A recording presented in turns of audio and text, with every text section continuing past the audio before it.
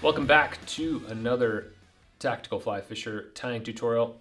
We have the next in our series of tutorials on the flies that Team USA used at the World Fly Fishing Championships in Spain this last September. In this tutorial, I'm going to be showing you the Penny Perdigon, which is a copper-colored Perdigon that my teammate Pat Weiss was using during practice and then throughout the championship. And we all tied it and caught fish on it as well. In fact, it kind of accounted for a few extra fish in runs that had already been fished with other flies, so it was a good one to throw back through and see if you could get an extra response on. Apparently Pat has been fishing this fly since 2014. I didn't even know that, but I was talking to him about it last night, and this has been a pattern that he's been using for a long time. It's also going to be in the Fulling Mill catalog this next year, so if you don't tie flies, you can buy it from our shop starting in 2023.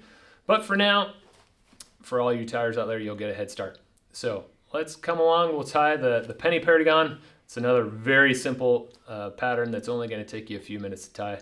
So definitely an easy one that will make it so you don't have to worry about it if you lose it, because there's always more. Let's get tying. We are now going to show you how to tie this really simple Perdigon, one that pretty much everybody caught fish on our World Championship team in Spain. We're going to start this one with an inverting bead, the one I just showed you had a slotted bead.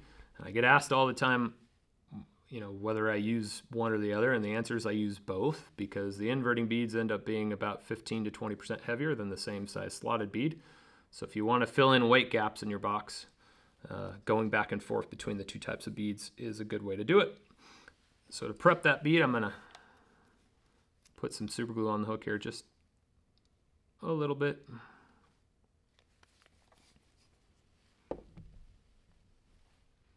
Slide that forward, and then you want to just check and make sure that, that's directly opposite the hook point.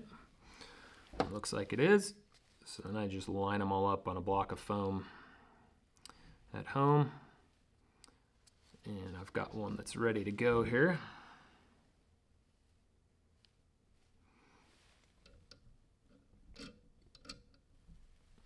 I've got some dark tan 16-aught Vivus that we're going to use as our thread. Go ahead and start that.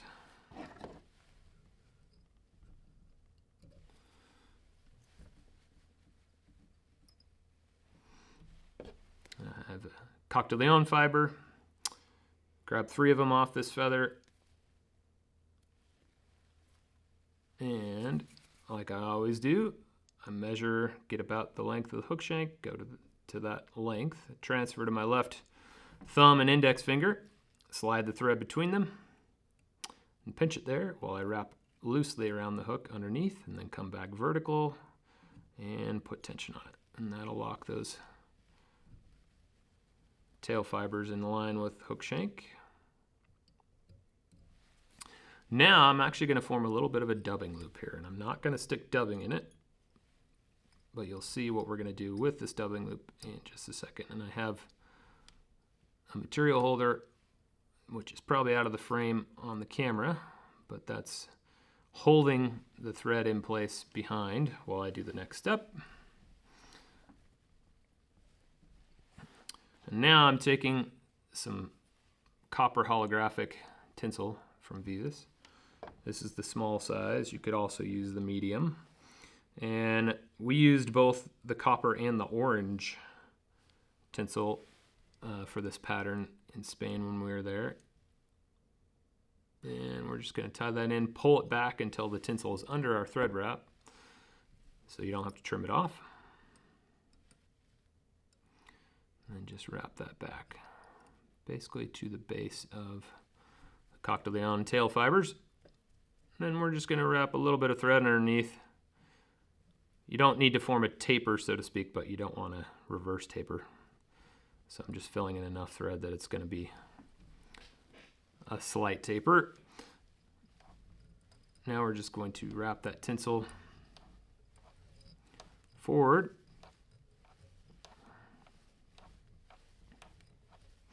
And you could do this with the rotary function as well. Tie it off right behind the bead. Get your scissors in and get that just as flush as can be behind the bead.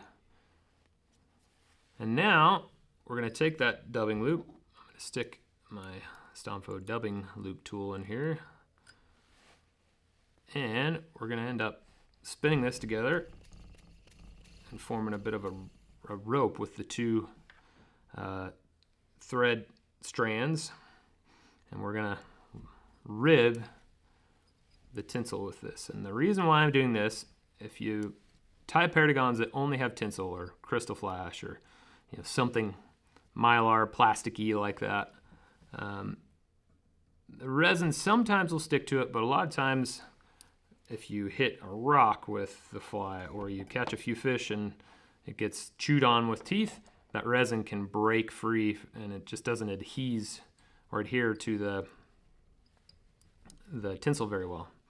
So I've ribbed it with that thread to give the resin just a little bit of something to grab onto. And then if you do this on a different pattern that's not quite as flashy, or you do it with a contrasting thread color, you can also get some banded effects with that ribbing if you want that. But this is just plainly for durability on this fly and to give the resin something to bind to.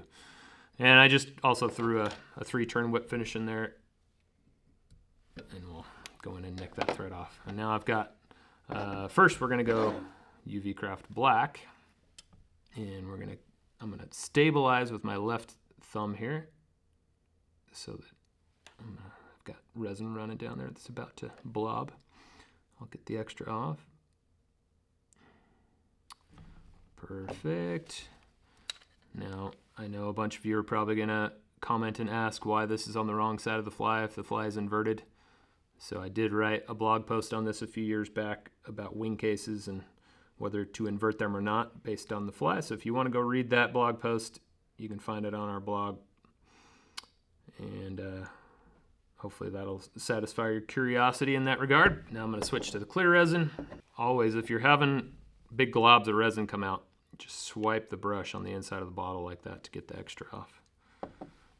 Just like dubbing, you can always add more later, but you just can't take resin back off very easily without it globbing everywhere first. So you always want to add a little bit, and then if you want to go back and add more, you can do that. But the only way to keep that thin to begin with is to not make that layer a big old glob of resin to begin with.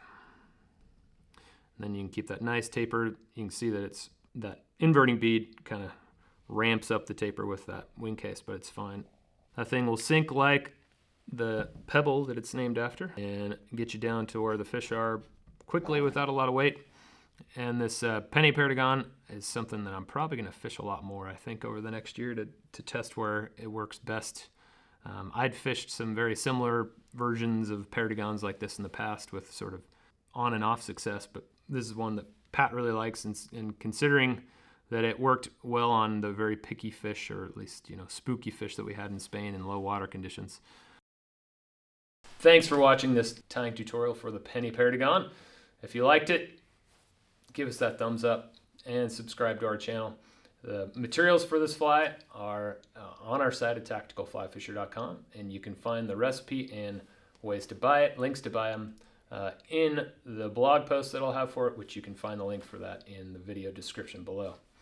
If you have any questions or have another pattern that you want to see me tie, any other fishing videos that you want us to make, feel free to drop us a comment in that comment area below.